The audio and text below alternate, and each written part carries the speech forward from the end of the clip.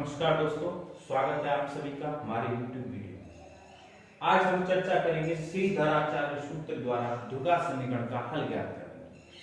तो उसके लिए सर्वप्रथम हम श्रीधराचार्य सूत्र देखेंगे तथा उसका सत्यापन करेंगे, उसको कैसे निकालते हैं, कैसे प्राप्त करते हैं। देखो, सबसे पहले हम एक द्विघात समीकरण ले लेते हैं ax² + bx + c = 0। ये हमारी एक द्विघात समीकरण है। इस द्विघात समीकरण की बात करें, इसमें x² का गुणांक क्या दे रखा है, a होगा, x का गुणांक क्या होगा, b होगा, x के गुणांक में b है, तथा अचर पद हमारा क्या होता है, c होता है। इनको जरूर ध्यान रखना। इसके लिए जो हम प्रयोग करेंगे श्रीधराचार्य सूत्र का जो सत्यापन करेंगे वो करेंगे हम पूर्ण वर्ग विधि द्वारा। किस विधि द्वारा करेंगे? पूर्ण वर्ग विधि द्वारा, जिससे हमने अभी सवाल किए थे पिछली वीडियो।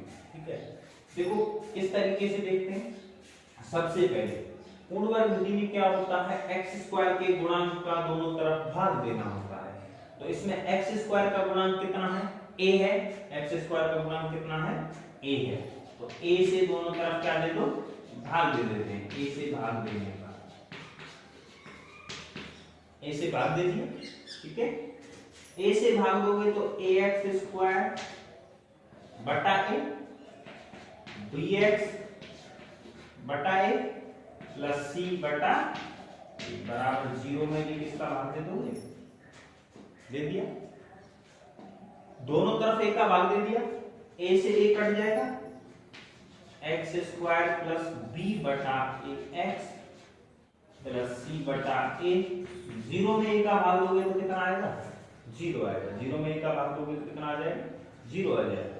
c बटा a का हम यहां से कर देते हैं पक्षांतर। c बटा a का क्या कर देते हैं, हम यहां से पक्षांतर कर देते हैं। देखो कैसे, x² प्लस b बटा ax बराबर प्लस c बटा a, पक्षांतर के बाद किसका हो जाएगा, माइनस c बटा a। अचर पद का हमने पक्षांतर कर दिया। ठीक है, अब देखो वही दूसरा तरीका चलता है। अगला पद हमारा होगा x के गुणांक के आधे का वर्ग दोनों तरफ जोड़ना व घटाना। x का गुणांक कितना है, b बटा a है। x का गुणांक कितना है, b बटा a। इसका आधा करना है, इसका मतलब आधे करने का मतलब होता है हर को कितने से गुणा कर दोगे, 2 से। तो इसका आधा कितना हो गया, b बटा 2a। इसका आधा कितना हो गया, b बटा 2a। इसका वर्ग हमें दोनों तरफ जोड़ना है। इसका वर्ग क्या करना है, दोनों तरफ जोड़ना है। x का गुणांक b बटा a था, उसका आधा किया, आधे का मतलब उसमें 2 का भाग दे दिया, या फिर हर्ष को 2 से गुणा कर दो, बात एक ही है। b बटा 2a का वर्ग हम दोनों तरफ जोड़ देंगे। x के गुणांक के आधा किया, b बटा 2 आया, b बटा 2a का वर्ग दोनों तरफ जोड़ दो। x² प्लस b बटा ax प्लस b बटा 2a का वर्ग इधर भी जोड़ दिया और दूसरे पक्ष में भी जोड़ देते हैं, माइनस c बटा a प्लस b बटा 2a का वर्ग। ठीक है, अब हम चर्चा करते हैं। देखो, ये मैंने बात की थी, आपसे बताया था कि अगर x का गुणांक प्लस है तो सर्वसमता बनेगी a प्लस b का होल स्क्वायर। अगर माइनस है तो क्या बनेगी सर्वसमता a माइनस b का होल स्क्वायर। जहां पर हमें a क्या मानेंगे, x को। अब यहाँ छोटा a तो दे रखा है, जिसकी जगह बड़ा a ले लेता हूं। b किसका मानेंगे, b बटा 2a। तो यहाँ पे क्या सर्वसमता बनेगी हमारी, a² plus 2ab plus b²। क्या बन जाएगी, a प्लस b के होल स्क्वायर। कुछ फर्क नहीं पड़ा, छोटे a और छोटे b की जगह बड़ा a b रख दिया, क्योंकि यहाँ पर छोटा a b काम ले रखा है। ठीक है, तो a प्लस b का होल स्क्वायर बनेगी। जहां पर देखो हमारा a कितना है, x है, a प्लस b का होल स्क्वायर बना लेते हैं। और b कितना है हमारा, b बटा 2a। b कितना है हमारा, b बटा 2a। तो a प्लस b का होल स्क्वायर हो गया, a² plus b² plus 2a। देखो ये 2ab इसको कैसे बना सकते हो, इसको लिख देता हूं। b बटा ax को ऊपर नीचे किससे गुणा कर दो, 2 से। 2 इंटू b बटा 2a, ऊपर नीचे 2 से गुणा कर दिया, गुणा x। अब देखो यहाँ पे 2a है, ax है, और b हमारा क्या है, b बटा 2a। तो बन जाएगा ना 2ab। तो इस तरीके से बना सकते हैं, पर हमें सीधा ही याद रखना है, x का गुणांक यदि प्लस है तो हमारा a प्लस b का होल स्क्वायर सर्वसम का बनेगा। यहां से देखो हमें क्या प्राप्त हो रहा है, जो है वही लिख रहे हैं, तो c बटा ए प्लस बी बटा 2a का होल स्क्वायर। जितना लिखा हुआ था उतना ही हमने छोड़ दिया। अभी इसको हल कर लेते हैं। देखो यहां पर देखो ये लिखा है, जैसा लिखा है वैसा लिखो, x प्लस बी बटा 2a का होल स्क्वायर माइनस सी बटा ए प्लस बी बटा 2a का वर्ग है।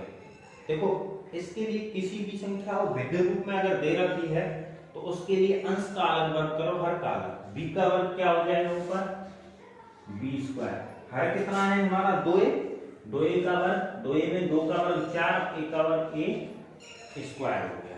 ठीक है, बात समझ में? ठीक है, b बटा 2 इस तरीके से हमें प्राप्त हो जाएगा। अब हम चर्चा करते हैं। देखो हमें क्या करना पड़ेगा, सबसे पहले उसको हल कर लेते हैं। x प्लस बी बटा 2a का होल स्क्वायर, यहां पर जो हमारा लघुत्तम आएगा देखो a स्क्वायर और 4a है, 4a स्क्वायर और a है, a स्क्वायर और 4a स्क्वायर का हमारा जो लघुत्तम आएगा वो क्या आ जाएगा, 4a स्क्वायर आ जाएगा। ले लो लघुत्तम 4a स्क्वायर। ठीक है, अब देखो भिन्न हल करने का तरीका जो होता है वही चलता है। भिन्न के हर का भाग देते हैं लघुत्तम में, a का भाग देंगे 4a स्क्वायर में, तो 1a से 1a कट जाएगा, तो यहाँ कितना बचेगा 4a, उसका गुणा अंश से करो यानी माइनस c से करो, तो क्या आ जाएगा माइनस 4ac। दोबारा बता देता हूँ, भिन्न के लघुत्तम में भाग दे दिया, भिन्न के हर का दे दिया, a का भाग 4a स्क्वायर, a से 1 कट गया, तो हमारे पास क्या बचा 4a, उसका गुणा करेंगे हम अंश से, अंश कितना माइनस c, तो 4a गुणा c कितना देगा minus 4a, 4a square 4a square ये तो सेम ही रहेगा, तो ये क्या प्राप्त हो जाएगा b स्क्वायर। तो इस तरीके से हम लिख सकते हैं। ठीक है, अब देखो x प्लस बी बटा 2a का होल स्क्वायर जैसा है वैसा ही लिखे रहने दो। यहाँ पर हमारा आ गया 4a स्क्वायर, मैं b स्क्वायर को आगे लिख देता हूँ, 4ac को पीछे लिख देता हूँ, कोई फर्क नहीं पड़ेगा, लेकिन चिन्ह वही रखना। b स्क्वायर प्लस का है तो प्लस का रखो, माइनस 4ac माइनस का है तो माइनस का रखो, क्योंकि हम इसको सूत्र सेट कर रहे हैं। ठीक है, दोनों तरफ अब हमारा वही चलता है। सबसे पहले हमने x के गुणांक का वर्ग भाग दिया, x के गुणांक के आधे का वर्ग दोनों तरफ जोड़ा हुआ है घटाया। ठीक है, अब अंत में हमने एक सरसम का बना a प्लस बी का होल स्क्वायर, और जो अंतिम भाग चलता है हमारा वर्गमूल करने वाला चलता है, हम इसका क्या करेंगे वर्गमूल कर देते हैं। ठीक है, वर्गमूल कर देते हैं। देखो x प्लस बी बटा 2a का वर्ग, इसका भी वर्गमूल ले लिया, साथ में इसका भी वर्गमूल ले देते हैं, b स्क्वायर माइनस 4ac बटा 4a स्क्वायर का वर्गमूल, पूरे का वर्गमूल ले दिया। ठीक है, अब वर्गमूल लेंगे तो हमें क्या प्राप्त हुआ आता है वो हम यहाँ देख लेते हैं। देखो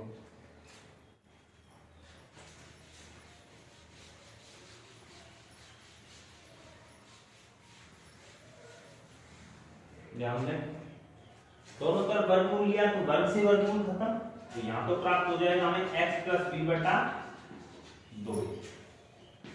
देखो root B square minus 4ac का वर्गमूल हमारे से प्राप्त नहीं होगा, हमें पता नहीं है इसका वर्गमूल कैसे और क्या प्राप्त होता है, बटा में 4a स्क्वायर।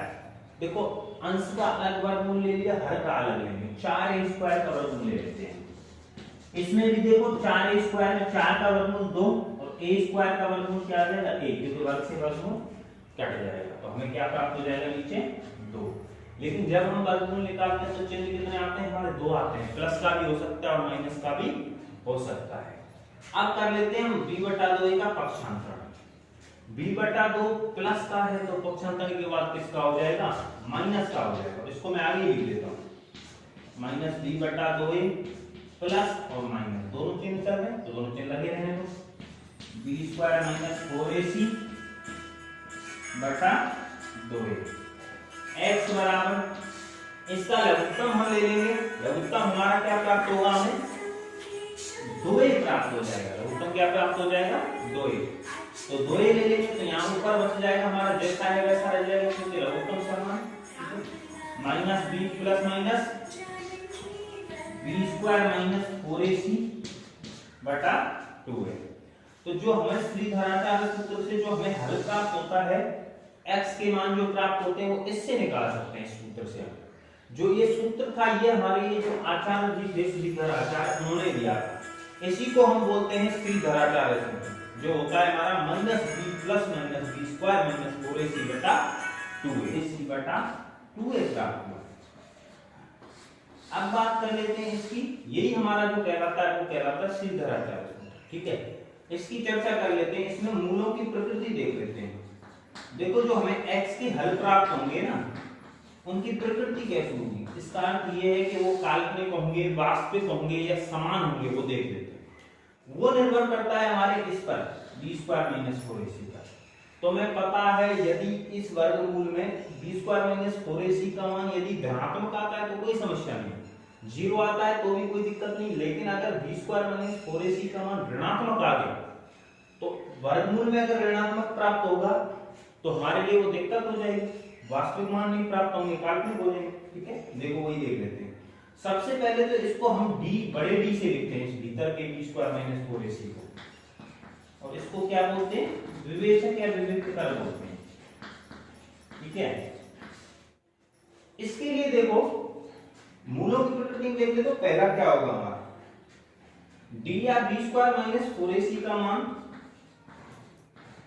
यदि 0 से बड़ा हो, या फिर हम कह सकते हैं धनात्मक हो, कैसा हो, धनात्मक, तो जो हमारे विवेचक होंगे या हमारे जो मूल होंगे, मूलों की प्रकृति कैसी होगी, मूल वास्तविक होंगे, कैसे होंगे, वास्तविक। और जो x के मान जो प्राप्त होंगे ना, वास्तविक प्राप्त होंगे, और x के मान हमें क्या प्राप्त होंगे, अलग अलग भिन्न भिन्न प्राप्त होंगे, वास्तविक तथा भिन्न प्राप्त होंगे।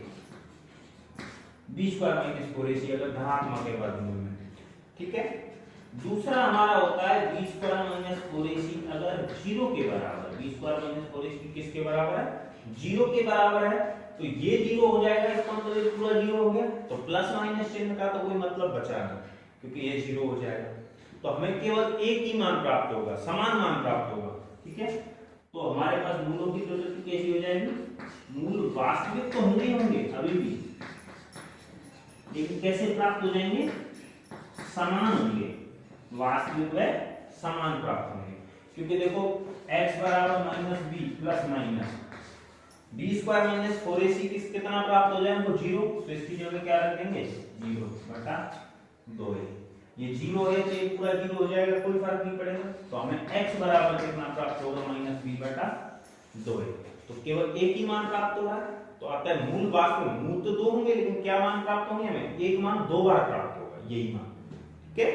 तो इस तरीके से चर्चा कर सकते हैं।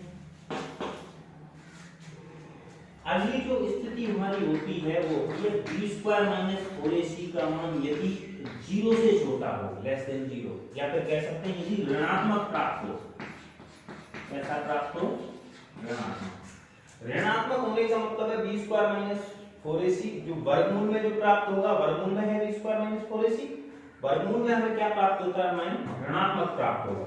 वर्गमूल में अगर ऋणात्मक मान प्राप्त होगा तो हमारे जो मूल होंगे वो कैसे होंगे, काल्पनिक होंगे, वास्तविक नहीं होंगे। मूल कैसे हो जाएंगे, काल्पनिक होंगे। काल्पनिक का मतलब होता है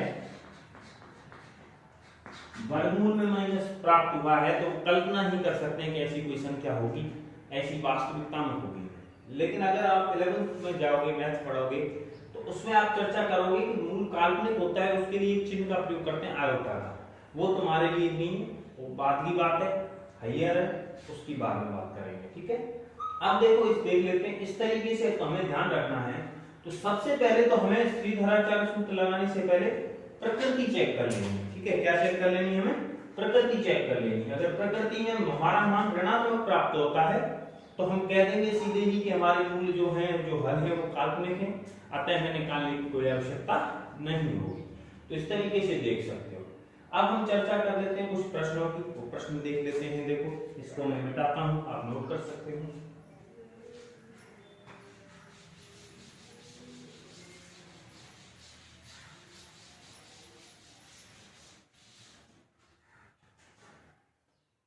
पहला प्रश्न है तुम्हारा प्रश्न संख्या 2। ये प्रश्नावली तुम्हारी है 3.4। ठीक है, 2x² माइनस 2√2x प्लस 1 बराबर 0। ये एक प्रश्न दे रखा है, ठीक है। सबसे पहले हमें इसके a b व c पता लगाना है। सबसे पहले इसके क्या पता लगाना है, a b व c पता लगाना है।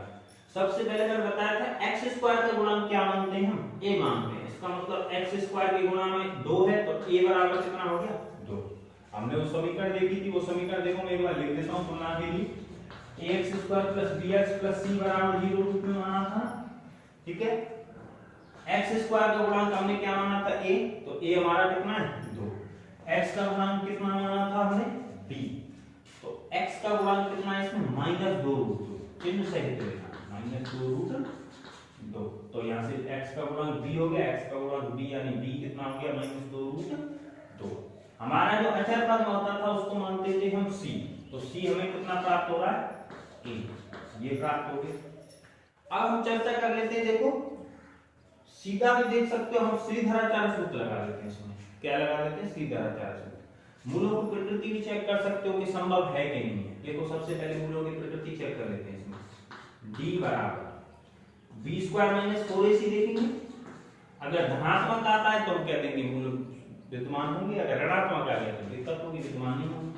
b कितना है हमारा, -2√2 का होल स्क्वायर, -4 गुणा a का मान कितना है, a की जगह रखो 2, c कितना है 1।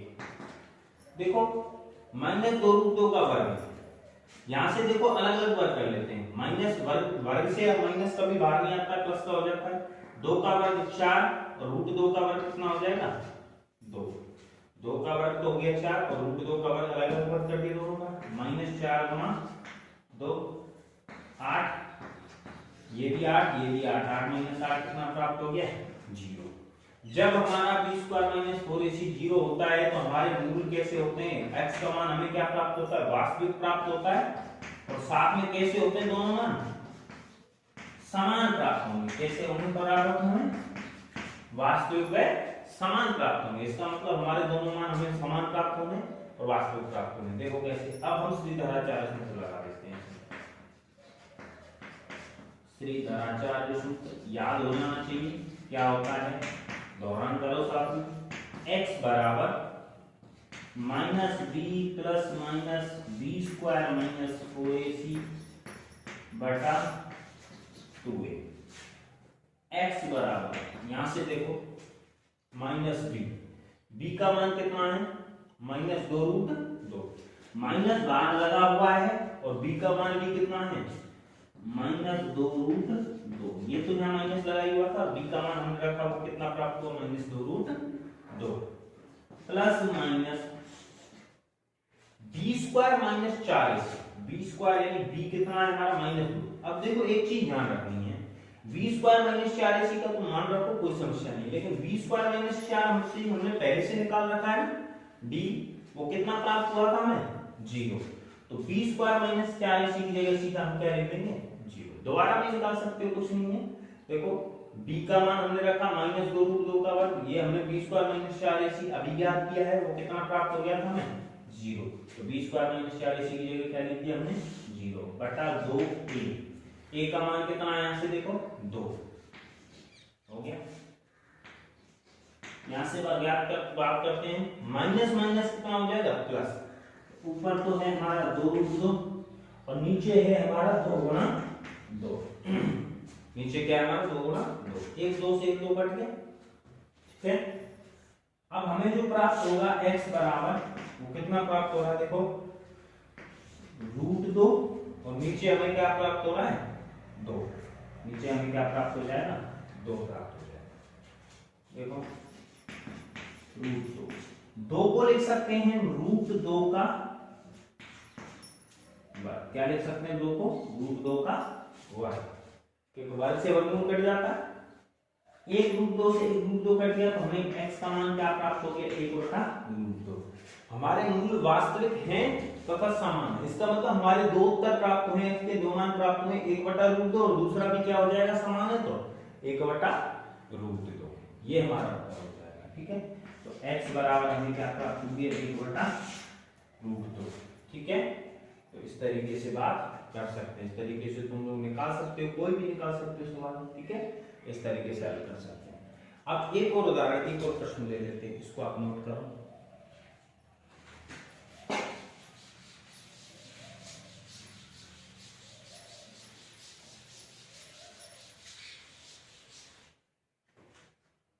दूसरा प्रश्न है, पहले का दूसरा आप लोग कर लेना, मैं थोड़ा ठीक प्रश्न ले लेता हूँ। x प्लस 1/x बराबर 3, जहां पर x is not equal to 0। ठीक है, अब करते क्या है, देखो सबसे पहले ये तो द्विघात समीकरण बना हुआ ही नहीं, इसको बनाना पड़ेगा हल करके द्विघात समीकरण। देखो कैसे, इसके नीचे मान लेते हैं 1। अब एक चीज और समझ लो, ये दे रखा है x नॉट इक्वल टू 0, मतलब x 0 के बराबर नहीं होना चाहिए। क्यों नहीं होना चाहिए, देखो यहाँ पर हमारा 1/x है, अगर मान लो x 0 के बराबर हो जाता है तो x की जगह 0 रख के देखो, 0 + 1/0। यहाँ पर x की जगह 0 रखने पर 1/0 होगा, 1/0 का मतलब क्या हो जाता है, अनंत। अतः हमारा जो द्विघात समीकरण दे रखे वो विद्यमान ही नहीं होगा। ठीक है, अनंत हो जाएगी इस तरीके, इसलिए इसका क्या बोल रखा है इसने कि x 0 के बराबर नहीं होगा। ठीक है, अब देखो इसके नीचे एक मान लिया, लघुत्तम ले लेते हैं। यहाँ पर लघुत्तम हमें क्या प्राप्त हो जाएगा, x ही प्राप्त होगा। वही तरीका होता है, भिन्न x में हो चाहे संख्या में हो, तरीका एक ही होता है। भिन्न के हर का भाग देते हैं हम लघुत्तम में, एक का भाग x में देंगे, कितनी बार जाएगा, x बार। x का गुणा करते हैं हम अंश से, अंश भी x है, x गुणा x करेंगे तो हमें क्या प्राप्त हो गया, x²। इसी तरीके से इस भिन्न के हर का भाग दे देते हैं, x का भाग x में देंगे, कितनी बार जाएगा, एक बार। तो 1 का गुणा अंश 1 से करेंगे तो कितना प्राप्त हो जाएगा, 1 बराबर 3। ठीक है, इसका कर देते हैं हम, इसका क्या कर देते हैं, देखो बज्रगुणन कर देते हैं। भाग वाली संख्या किस में चली जाएगी, गुणा में बज्रगुणन करेंगे। ठीक है, x² + 1, x का गुणा 3 से किया, बज्रगुणन किया तो 3x प्राप्त हो गया। 3x का कर लेते हैं पक्षांतरण, क्योंकि हमें ये द्विघात समीकरण बनानी है। 3x पक्षांतरण के बाद प्लस का है तो किसका हो जाएगा, माइनस का। x² इसको बीच में लिख देता हूं, -3x प्लस का है वो माइनस हो गया, +1 बराबर 0। 3x को इधर लेंगे तो माइनस का हो जाएगा। ठीक है, अब बात करें, हम ध्यान दे देते हैं इसमें, जो हमारा x² का गुणांक होता था वो क्या होता था, a होता था। लेकिन x² के गुणा में क्या है, कुछ नहीं है, कुछ नहीं है, इसका मतलब इसमें क्या है, 1 है। ऐसे तो लिख सकता हूं 1 गुणा x²। ठीक है, x का गुणांक कितना है, -3। तो हमारा जो x का गुणांक होता है वो क्या होता है, b होता है। तो इसका अर्थ है b बराबर कितना प्राप्त हो गया हमें, -b। जो हमारा अचर पद होता है वो c होता है, इसका अर्थ ये है कि c बराबर कितना प्राप्त हो गया हमें, 1 प्राप्त हो गया। सबसे पहले तो मूलों की प्रकृति चेक करेंगे, उसके बाद हम सीधा आचार्य सूत्र लगाएंगे। देखो x बराबर, सबसे पहले सीधा आचार्य सूत्र बाद में लगाएंगे, पहले प्रकृति चेक कर लेते हैं। तो हमारा d बराबर क्या होता था, b² - 4ac। इसमें b का मान कितना है, 1 का वर्ग -4 गुणा a। a कितना है हमारा, सॉरी b के स्थान पर हमें -3 रख देते हैं। ठीक है, b² - 3 का स्क्वायर, -4 गुणा a। a कितना है हमारा, 1, और c कितना है हमारा, 1। देखो -3 का जो वर्ग होगा वो कितना हो जाएगा, 9 प्राप्त होगा। -3 का वर्ग कितना प्राप्त हो जाएगा, 9। 4 गुणा 1 गुणा 1, 4 का गुणा 1 और 1 से करेंगे कितना ही प्राप्त हो जाएगा, 4। और 9 में से 4 गए जब हमें कितना प्राप्त हो रहा है, 5 प्राप्त हो रहा है। 9 में से 4 गए कितना प्राप्त हो रहा है, 5 प्राप्त हो रहा है। तो इसका मतलब हमें विभेदक प्राप्त हुआ है 5, जो कि हमारा कैसा है, धनात्मक है। अतः हमारे जो मूल्य x के हल है वो कैसे प्राप्त होने वाले, वास्तविक प्राप्त होने वाले, और कैसे प्राप्त होंगे, भिन्न भिन्न या अलग अलग प्राप्त होंगे, वास्तविक व भिन्न प्राप्त होंगे। ठीक है, बात की थी हमने। तो b² - 4ac निकाला, कैसे निकाला, x² का गुणांक a होता है, a कितना, 1, x का गुणांक b होता है, b कितना, -3, अचर पद हो जाएगा हमारा c। अब b² - 4ac निकाला हमने, b का स्क्वायर यानी -3 का स्क्वायर, -4 गुणा a कितना है, 1, c कितना है, 1, -3 का वर्ग 9 हो जाएगा, -4 9 में से 4 गए कितने बचे 5। 5 हमारा धनात्मक होता है तो हमारे मूल या x के हल कैसे प्राप्त होंगे, वास्तविक व समान प्राप्त होंगे। ठीक है, अब बात कर लेते हैं, हमारा d मिल गया, हम लगा लेते हैं इसमें सीधी धाराचार्य क्या लगा लेते हैं, सीधी धाराचार्य सूत्र लगा लेते हैं। ठीक है, देखो x बराबर minus b plus minus b square minus 4ac बटा 2 हो गया। यहां पे देखो एक चीज, जो बी स्क्वायर माइनस 4ac का मान अब हमें क्या प्राप्त हो गया, ये हमने बी स्क्वायर माइनस 4ac निकाला, कितना प्राप्त हुआ 5, तो सीधा बी स्क्वायर माइनस 4ac की जगह क्या लिख दोगे 5।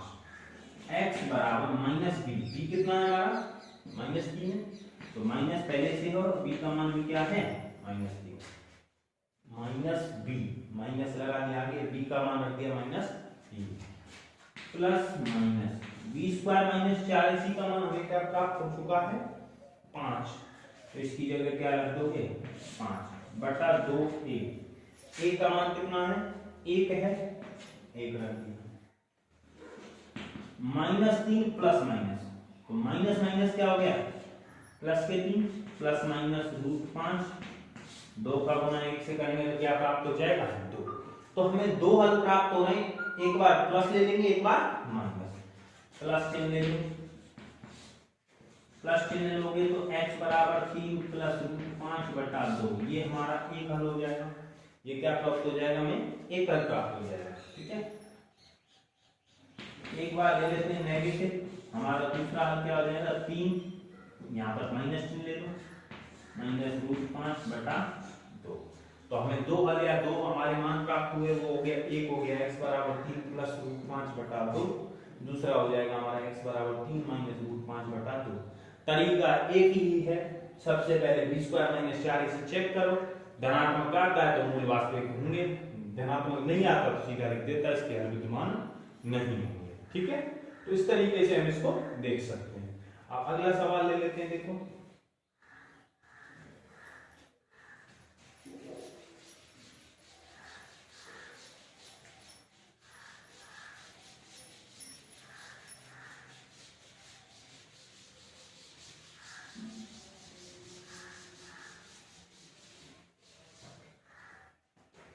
अगला सवाल है हमारा, चलो एक और सवाल ले लेते हैं इसी तरीके का, छठवां सवाल, बाकी तो तुम आसानी से कर ही सकते हो।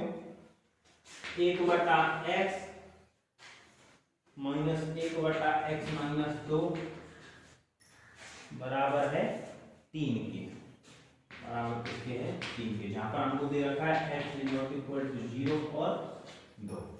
इसका अर्थ है ना तो x 0 होगा ना होगा 2, कारण क्या है, यदि x 0 होता तो ये 1 बटा x क्या बन जाता है 1 बटा 0, तो ये अनंत बन जाता।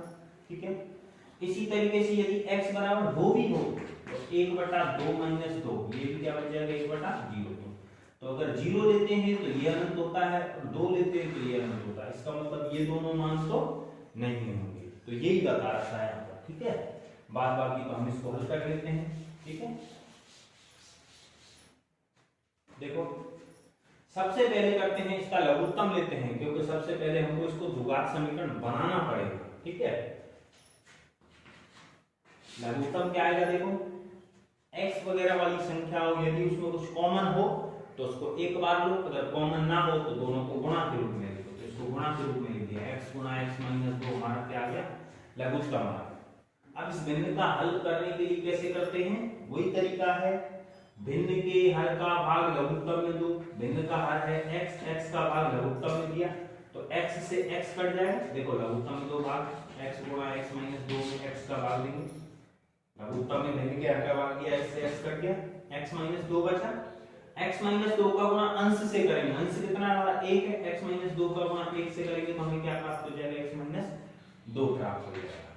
ये ठीक है, इसी तरीके से अब इस भिन्न के हर का भाग देते हैं लघुत्तम में, तो x गुणा x माइनस 2 जो लघुत्तम है उसमें भिन्न का हर है x माइनस 2, उसका भाग दिया तो x माइनस 2 से x माइनस 2 कट गया, x माइनस 2 से x माइनस 2 कट गया। ठीक है, अब हमारे पास जो बचा वो है x है, x का गुणा हम भिन्न के अंश से करेंगे, अंश कितना 1, तो -1 का गुणा x से करेंगे तो कितना प्राप्त हो जाएगा, -x प्राप्त हो जाएगा। ठीक है, कितना प्राप्त हो जाएगा हमें, -x प्राप्त हो जाएगा। ठीक है,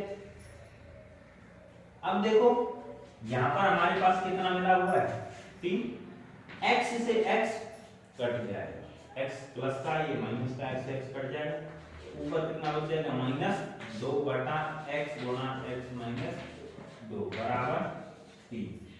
अब एक काम करना है हमको, इसका कर देते हैं नीचे वाले का वर्ग गुणन। ठीक है, पूरी संख्या का वर्ग गुणन किससे हो जाएगा, 3 से हो जाएगा। -3 2 बराबर 3 गुणा x माइनस 2 हो गया वर्ग गुणन। अब इसको हल कर लेते हैं, -2 3x का गुणा अंतर करोगे x से, तो 3x का गुणा x से किया तो x गुणा x स्क्वायर, 3x का गुणा 2 से करेंगे तो 3 दूनी 6 -6। 3x का गुणा पहले x से किया तो 3x गुणा x कितना हो गया, x गुणा x स्क्वायर 3x स्क्वायर।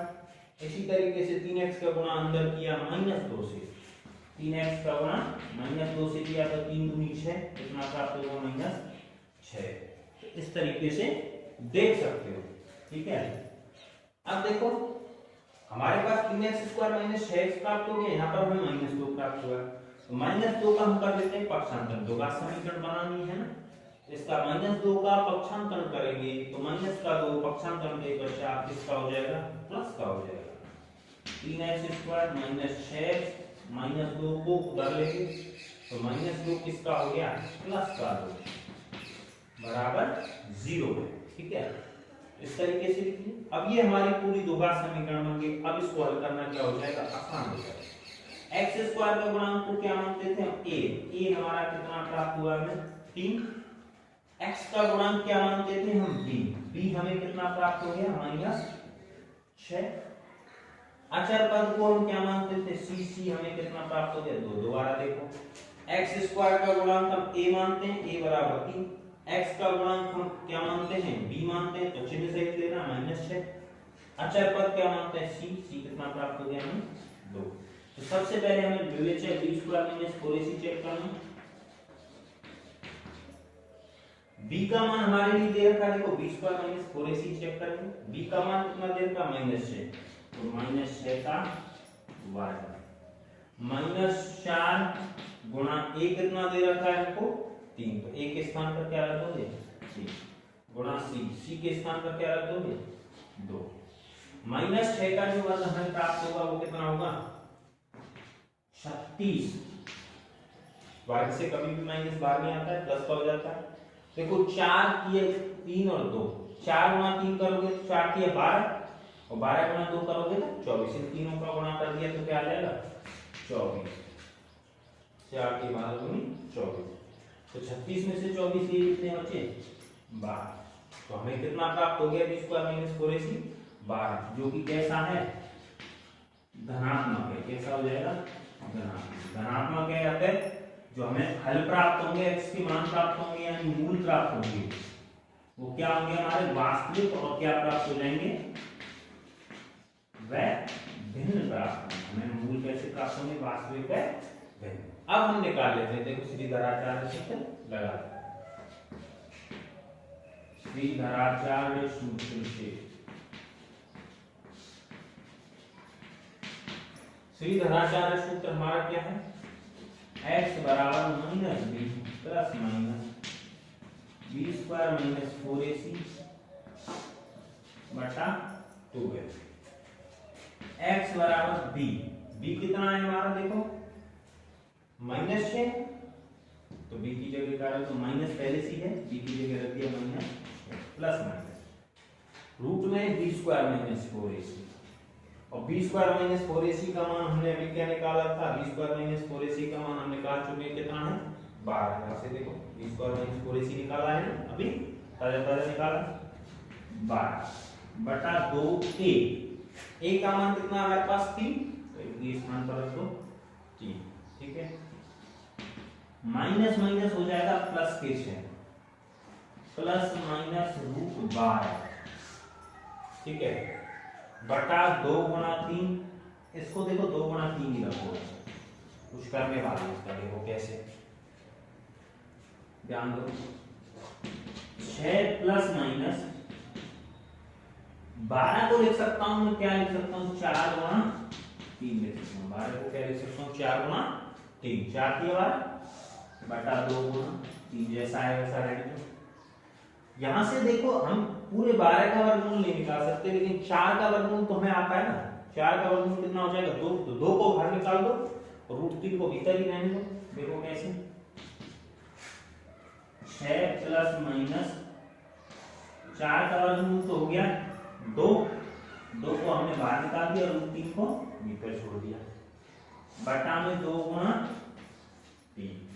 अब देखो करते क्या है इसमें से मैं 2 कॉमन ले लेता हूं, क्योंकि ये 6 है और 2 है, 2 कॉमन आ जाएगा, 2 बाहर निकालो तो मैंने ले लिया, तो 2 बाहर निकालेंगे तो 2 3 या 6, 2 बाहर निकाला तो 6 में 2 का भाग देंगे तो 3 बार, और यहाँ से 2 पूरा निकल गया तो क्या बच गया, √3 बटा 3, क्या बच गया, 3 प्लस माइनस √3 बटा 3, और साथ में 2 भी गुणा में है, 2 से 2 कट जाएगा, इसीलिए इसको 2 या 6 नहीं लिखा, 2 गुणा 3 कर, ठीक है।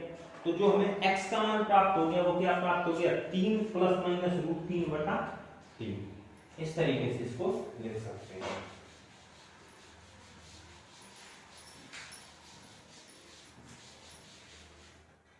तो हमें जो हल प्राप्त हुआ है x बराबर क्या प्राप्त हो गया, 3 प्लस माइनस √3 बटा 3, ये हमारा क्या हो जाएगा उत्तर।